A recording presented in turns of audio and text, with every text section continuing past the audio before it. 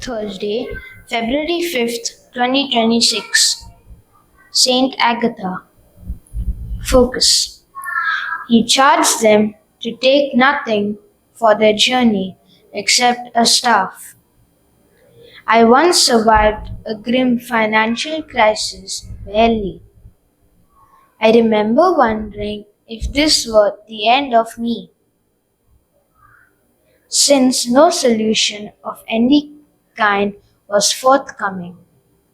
In my misery, I looked around desperately for someone who might save me. In the end, it was only divine intervention that rescued me, just when I was beginning to lose hope.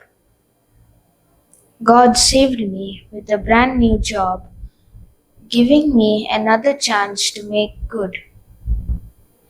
During that time of distress, I learned to be frugal and how futile it is to acquire anything besides food, clothing, shelter, some savings, and much love.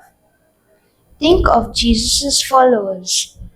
They had nothing except the authority he gave them and his clear command to proclaim the gospel and so save souls.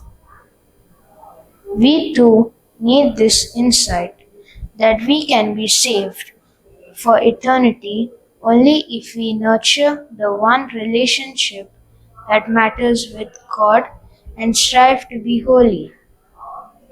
Saint Agatha knew that life on earth is fleeting. She dedicated her eyes, her body, her soul, and her spirit to her divine spouse. Because of this close relationship, so spiritually strengthening, she could withstand the Romans' perfect diabolical designs. She courageously accepted extreme torture, naked body, rest served, and humiliation beyond human dignity, all for the love of her Lord. Fruit. I will equip myself only with words and deeds that glorify God.